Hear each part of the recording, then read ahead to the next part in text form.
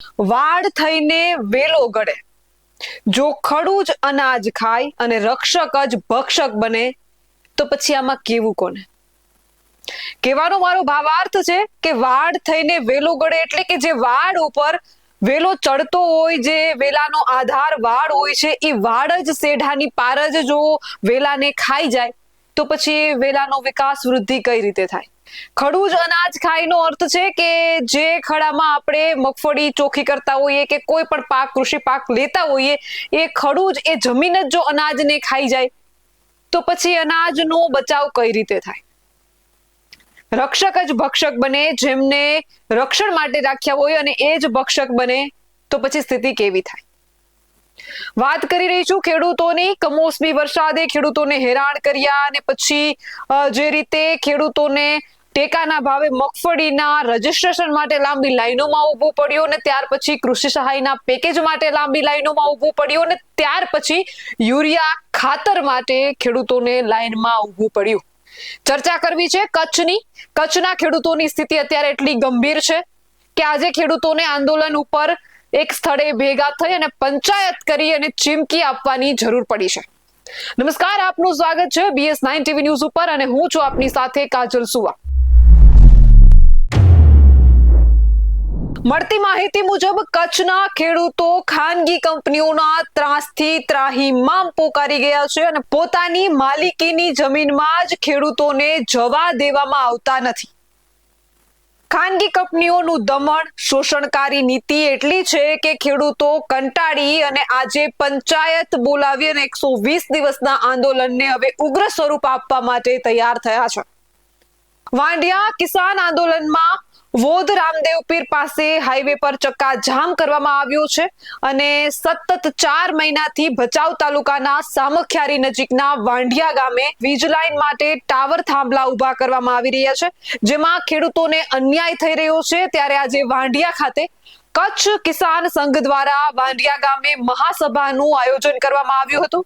120 દિવસથી ચાલતા આ આંદોલનને ચાલુ રાખવામાં હજુ પણ આવશે અને મોટી સંખ્યામાં ખેડૂતો આજે આ મહાપંચાયતમાં જોડાયા હતા. રામધૂન બાદ રેલી પણ યોજવામાં આવી હતી અને રેલી સાથે વાંઢિયામાં ચાલતું જે ખાનગી કંપનીઓનું કામ છે તે બંધ કરાવવામાં આવ્યું હતું. આંદોલન હવે રાજ્યવ્યાપી બનશે અને આગામી 20 તારીખના રોજ ગાંધીનગર કૂચ કરવામાં આવશે. અદાણી કંપની સામે સંઘ અને ખેડૂતો હવે લડી લેવાના મૂડમાં છે. કિસાન સંઘ દ્વારા સામખિયાળીનો મુખ્ય હાઈવે જે કચ્છને જોડતો છે તે હાલ બ્લોક કરી દેવામાં આવ્યો છે. ત્યારે આ કિસાન પંચાયતને લઈને કેવા દ્રશ્યો સર્જાયા છે અને ખેડૂતો શું કહી રહ્યા છે તે એક વખત સાંભળીએ. ગોવિંદભાઈ ચોચા, ભારતીય કિસાન સંઘ ગુજરાત પ્રદેશ. 100 દિવસ ઉપર થયા કચ્છમાં વાંઢિયા મુકામે ખેડૂતોના આંદોલન ચાલી રહ્યું છે. તેમાં અદાણી કંપની દ્વારા ખેડૂતોને પૂરતો ચૂકવા વગર વીજ પોલ ટાવરો ઊભા કરવામાં આવી રહ્યા છે, જો ઉપની કરવામાં આવી રહી છે. ભારતીય કિસાન સંઘે પ્રશાસનને, તંત્રને અને લાગુ પડતા સંબંધિત પદાધિકારીઓને પણ રજૂઆતો એટલી વખત કરી છે. કોઈ પણ પ્રકારનું ધ્યાન દેવામાં ના આવતા આજે ભારતીય કિસાન સંઘ ગુજરાત પ્રદેશની પૂરી ટીમ આવી અને સામખિયાળીથી આગળ રામદેવ પીરના મંદિર પાસે નેશનલ હાઈવે પર ખેડૂતો ના છૂટકે ઉતરવું પડ્યું છે, જે આ એક શરમજનક બાબત કહેવાય. જેથી તાત્કાલિક નિર્ણય આવે તેવી પણ ભારતીય કિસાન સંઘની માંગ છે અને ખેડૂતોની પણ તે એક વ્યથા છે. 2025નું વર્ષ જે છે તે ખેડૂતો માટે લોઢાના ચણા ચાવવા જેવું સાબિત થયું છે.